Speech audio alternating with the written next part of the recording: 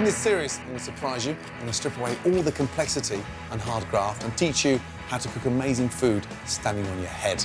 That is amazing, incredibly tender. From the kitchen novice to the budding chef, I'm going to give you the confidence, the recipes and the insider knowledge to make you a much better cook. And slice round, wasting nothing. I've been cooking in professional kitchens for over 25 years. It's nice. Make it a bit more difficult service.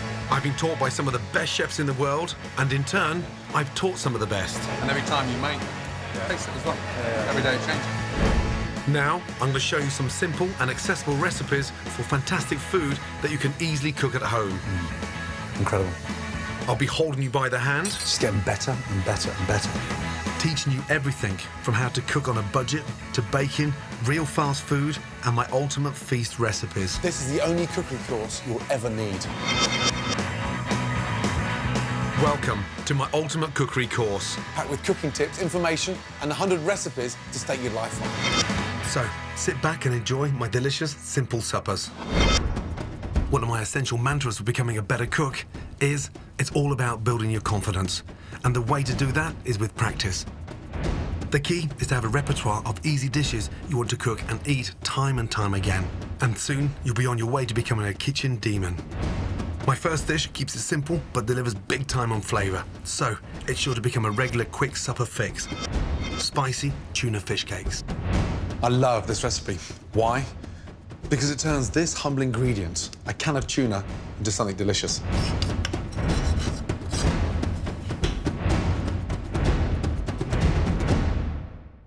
Just open up and drain the tuna into a sieve.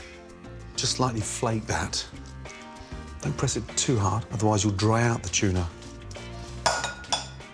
Now, these are water chestnuts. Just slice them nice and thin. You can buy them anywhere, any supermarket. Chestnuts in. Fresh ginger. Get rid of that rough skin on the outside. By grating the ginger, you get all that really nice sort of juice in.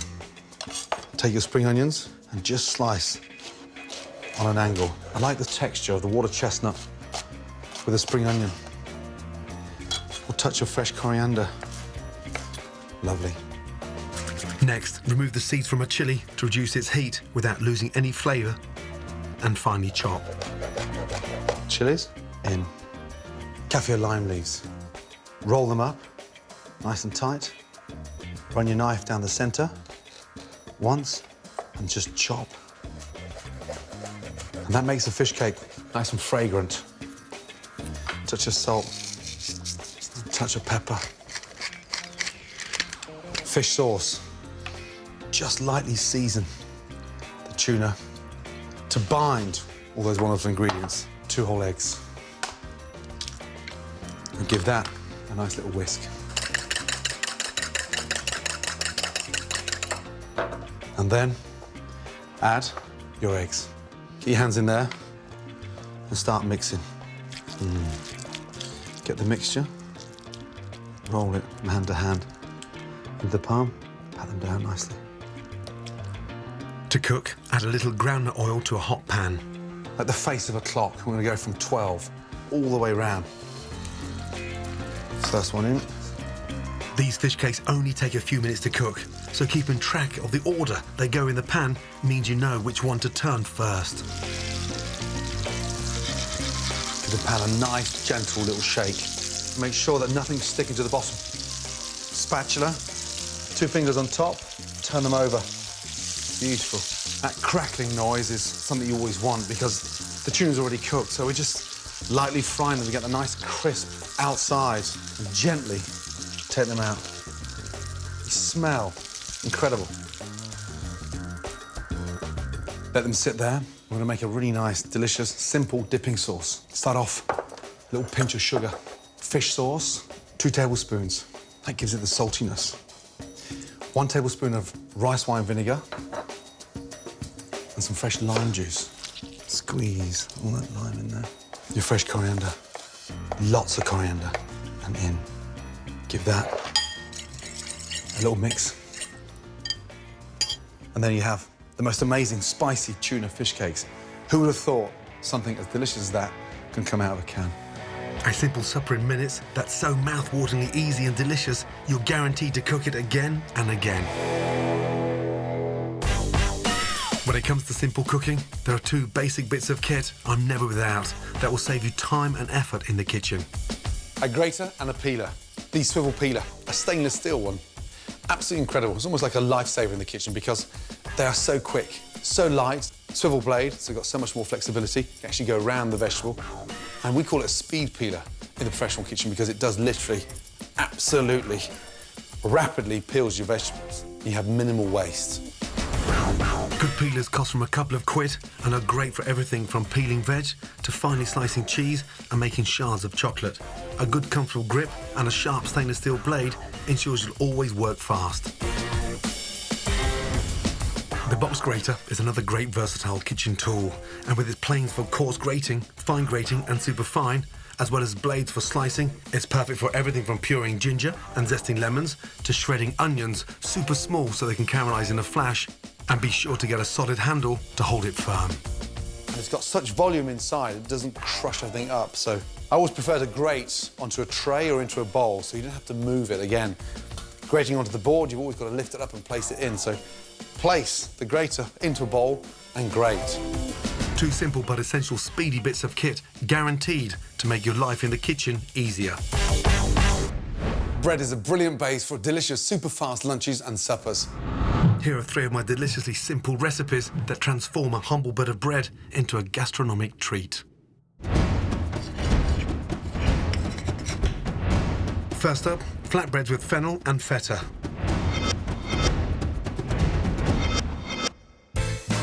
Add olive oil to a flatbread. Then place in a hot frying pan and toast until crisp and golden on both sides. These deliciously versatile breads are made without yeast and are available in good supermarkets and local Middle Eastern shops. Next, thinly slice fresh fennel and scatter over the toasted flatbread. Then, toast aromatic fennel seeds in a hot, dry pan and sprinkle on top. Crumble over wonderfully tangy feta cheese. Finish with a drizzle of sweet and sticky pomegranate molasses. Bread transformed before your eyes. Flatbreads with fennel and feta, simple, delicious, and ready to eat in minutes. My next recipe that turns a hunk of bread into a stunning dish is bruschetta with garlic, tomatoes, capers, and pecorino.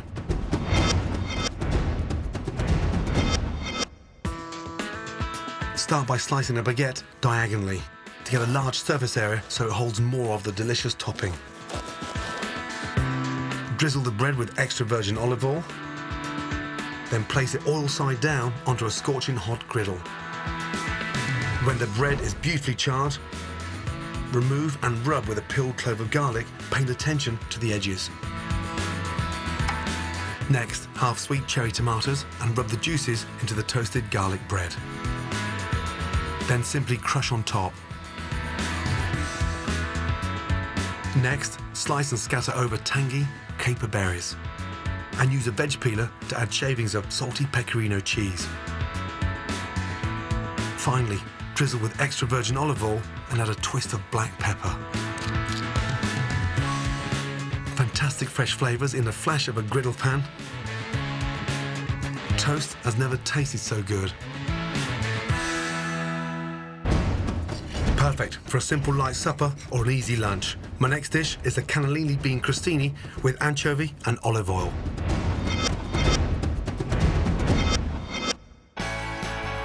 First, for the topping, heat olive oil in a frying pan. Add tinned cannellini beans along with the juices. Once heated, gently mash the beans with a fork. Then add sliced black olives, roughly chopped parsley, and a splash of sherry vinegar. Season and leave on a gentle heat. Next, half a fresh ciabatta and splash with extra virgin olive oil. Heat a griddle pan until smoking and toast the bread oil side down, pressing it into the pan to char evenly. To serve, Top the toasted ciabatta with a cannellini bean mixture. And finish with chopped anchovies. Packed with bold flavours, so easy you can almost make it blindfolded. Ready in under 10 minutes, but eaten in seconds. 3 different breads, 3 fantastic recipes, proof that even when you're pressed for time, you can still eat like a king. Incredible. Still to come on my ultimate TV dinners, more great kitchen tips, Never stir caramel. Now I've got the colour I wanted. everything you need to know about shopping for herbs, They should just spring back. It means they're nice and healthy. and a simple but delicious dessert guaranteed to impress. Like that. Beautiful.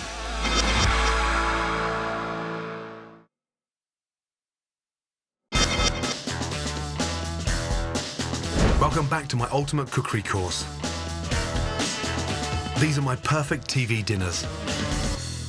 Next up, my guide to getting the best ingredients for your money. My shopping mantra is very simple. First, rely on your senses. Make sure whatever you're buying, it looks, smells, and really feels good. And if you get the chance to taste it before you buy it, then do it. Second is to recognise that knowledge is absolutely crucial. The more you know about where your ingredients are from and how they're produced, the better. So don't be scared. Ask lots of questions and learn. And when you want a simple supper, herbs are perfect to use in your cooking. They add vibrancy and an amazing depth of flavour, and once you get the hang of them, they are so quick and simple to use. And one woman who really knows these chefs' best friends is expert herb grower Lorraine Melton. I love herbs. I love the way you can cook with them. I love the smell of them. She's been growing an incredible array of herbs in the wet Cambridgeshire countryside for over 20 years and can smell a bay from a basil at 50 paces. We grow about 150 varieties of herbs. It's always interesting to grow new varieties, see what they taste like, see what they smell like. It gets a bit addictive after a while. Broadly speaking, you get harder herbs and softer herbs. Softer herbs are things like parsley, basil, rocket, coriander. We grow 2 main types of parsley. We've got flat leaf parsley and curly parsley. Flavour-wise, I think they're very similar, although a lot of people would say that the flat leaf parsley has got a stronger, more aromatic flavour. This is your common basil, sweet Genovese. This is a purple variety called Reuben. We do Greek basil, Thai basil, holy basil. When you're looking for a basil, you want a bright, fresh basil, nice leaves, no blemishes, and nice, strong stems. It's got a lot of oils in it, and it's very strong smelling. It just tastes of summer, basil. Lorraine certainly knows her stuff, and she's right. Soft herbs are delicate, so for maximum flavour, always use them at the end of cooking or simply add as they are to cold dishes. Here are my top 5 soft herbs that I could never live without. Basil, as Lorraine said, it comes in many types, all with an amazing sweet pungent flavour. Great blitzed in pestos, sprinkled whole over mozzarella, and showing its versatility, it even makes a wonderful ice cream. Parsley, beautifully earthy and intensely fresh. Use both the leaves and the stem for great depth of flavour in savoury dressings, soups and salads.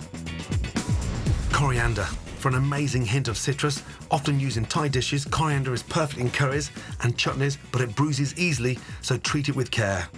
Tarragon, a staple of French cooking. This has long, soft green leaves and a distinct aniseed flavour, great with chicken or in rich, creamy sauces. Finally, chervil. Both mild and sweet, a perfect pairing with fish, an incredible mix simply with melted butter for a quick sauce. Those are my favourite soft herbs. What about the hard ones? The harder ones tend to be a more woody plant. Things like thyme, rosemary. You've got your common thyme, which is your ordinary, general, bog standard cooking thyme. And then you've got things like lemon thyme. We do an orange thyme, which is actually one of my favourites. It smells like thyme, but it's got a deep sort of musky scent as well, which is just going to give you a slightly different flavour in your dish. Hard herbs, like thyme, can take more intense cooking than soft herbs, so they're great in stews, roasts or pan frying. Choose the right one and you can add wonderful depth of flavour to your dishes. Here are my top 5 I use day in and day out. Rosemary, amazingly robust with great bittersweet green leaves. It's a classic paired with lamb, delicious sprinkled over specialty breads like focaccia or great as toppings for fruity sorbets. Lorraine's favourite, thyme, a heady aromatic pungent herb which adds delicious flavour to a Sunday roast. It's amazing with wild mushrooms and is perfect in marinades. Oregano, warm and full of delicious aromatic oils. a staple of great Italian dishes and perfect sprinkled on pizzas or in pasta sauces. Sage, a strong tasting herb with a deliciously bitter flavour, incredible in stuffings and with rich meats like pork or duck. Finally, bay, bittersweet and spicy. It's delicious simmered in soups, stocks and risottos, and just as good dried or fresh. Growing herbs is a lot easier than people think it is. On window boxes, in balconies, and it's great. You can just open your window, put your hand out and snip some off. When you're out looking for herbs, make sure they look nice and healthy, no blemishes, stems look strong. They should just spring back, so nice springy sort of herbs. Smell, obviously, is quite important. Not all things smell, but obviously if you think it's one that's going to smell like lemon thyme, it should have a nice, fresh lemon scent. And obviously the final one is taste. You can tip a bit off and taste your herbs and you can see what they taste like then. Whether bought from a supermarket or picked from your window box, herbs are a great way to add fresh flavours to your dishes. Perfect for delicious, simple suppers. Even if you've got a super busy lifestyle, it doesn't mean missing out on delicious desserts. They just have to be simple to make. When it comes to cooking at home, puddings should always be a pleasure and never a chore. And homemade puds are 100% guaranteed to impress. My next recipe has only 2 main ingredients, but simplicity doesn't mean food can't taste out of this world. Incredible griddled pineapple with spiced caramel. If you're making a dessert for 1 or 2, it's got to be quick and easy. This sumptuous, delicious griddled pineapple fits the bill perfectly.